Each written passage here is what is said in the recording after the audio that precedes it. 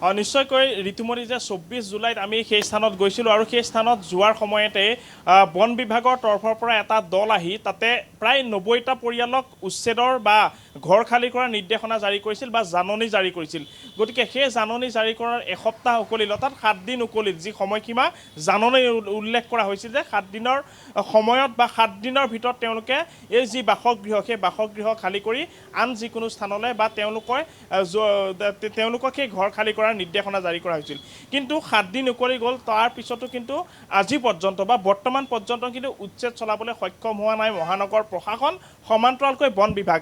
এটাই কথা যে যিসকল বেদখলকাৰী আছিল তেওঁলোক ন্যায়ালয়ৰ দ্বাৰস্থ হৈছে, যাৰ বাবে উচ্ছেদৰ যিটো প্ৰক্ৰিয়া সেই প্ৰক্ৰিয়া স্থবিৰ হ'বলগীয়া হৈছে।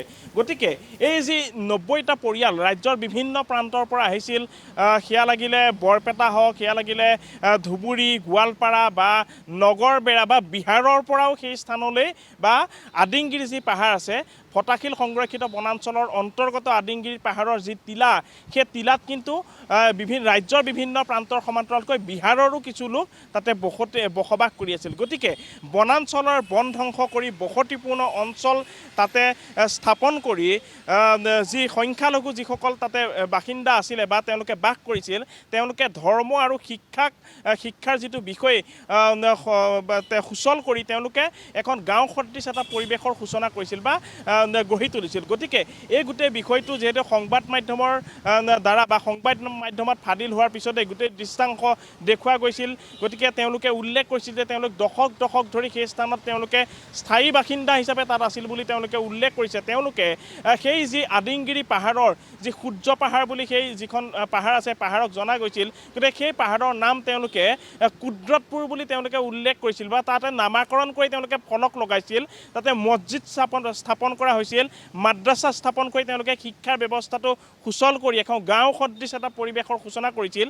তাৰ পাছত সংবাদ মাধ্যমৰ তৎপৰতাত দেখা পোৱা গৈছিল যে বন বিভাগৰ তৰফৰ পৰা 24 জুলাইত তাতে জাননী জাৰি কৰা হৈছিল। গতিকে এসপ্তাহৰ সময়সীমা উকলি গ'ল। গতিকে তাৰ পাছত অভিযান চলিব লাগিছিল বা তেওঁলোকক উচ্ছেদ কৰিব লাগিছিল, তেওঁলোকৰ বাসগৃহত বুলডোজাৰ চলিব লাগিছিল। কিন্তু সেই গোটেই বিষয়টো বা অভিযানৰ গোটেই বিষয়টো বা উচ্ছেদৰ গোটেই বিষয়টো কিন্তু স্থবিৰ হৈছে।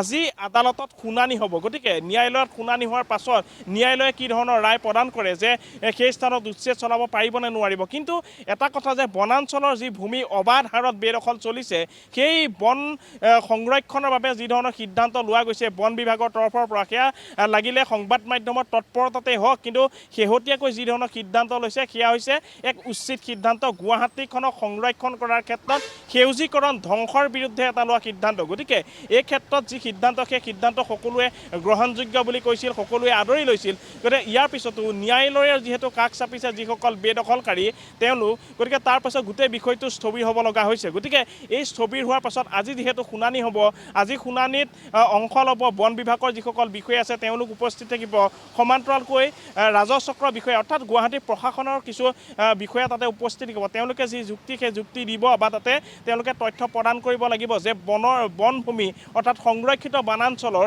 যি ভূমি বেদখল কৰি তাতে তেওঁলোকে বাসগৃহ স্থাপন কৰিছিল, বসতিপূৰ্ণ অঞ্চল হিচাপে তেওঁলোকে তাতে স্থাপন কৰিছিল, এটা গাঁও সদৃশ পৰিৱেশৰ সূচনা কৰিছিল।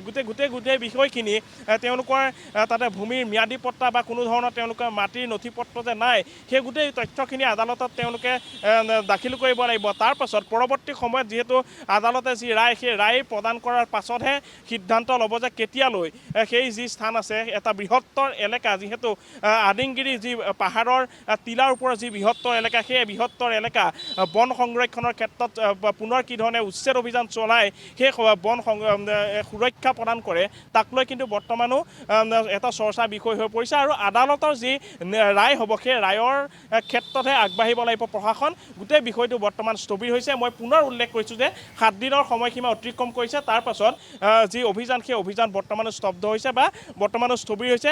আদালতৰ শুনানিৰ পাছত মাজতে পৰৱৰ্তী সময়ত কি ধৰণে উচ্ছেদ অভিযান চলাব তাক লৈ দেখা পোৱা যাব বা সেয়া আচলতে স্পষ্ট হ'ব। ঋতুমণি, পৰৱৰ্তী সময়ছোৱাত আপোনাৰ কাষলৈ আহিম, আমি এই সন্দৰ্ভত জানি যোৱাৰ চেষ্টা কৰিম। কিন্তু ইতিমধ্যে উল্লেখ কৰা হৈছে এসকল লোকে অৰ্থাৎ 90টা পৰিয়াল যিটো বৰপেটা, ধুবুৰী, গোৱালপাৰা, নগৰবেৰাকে ধৰি বহু স্থানৰ পৰা আহি আদিংগিৰি পাহাৰৰ বৃহৎ অংশ দখল কৰি থকাৰ যি শেহতীয়াকৈ তথ্য পোহৰলৈ আহিছিল, এইসকল লোকে যে সেই এলেকা দখল কৰি আছে তাৰ সঠিক তথ্য আদালতত দিব লাগিব বন বিভাগ তথা কামৰূপ মহানগৰ প্ৰশাসনে, আৰু তাৰ পৰৱৰ্তী সময়ছোৱাত আদালতে ৰায় প্ৰদান কৰিব বিষয়টো সন্দৰ্ভত, আৰু ৰায় প্ৰদানৰ পাছতে আচলতে উচ্ছেদ প্ৰক্ৰিয়াত আগবাঢ়িব পাৰিব বন বিভাগ তথা প্ৰশাসনে।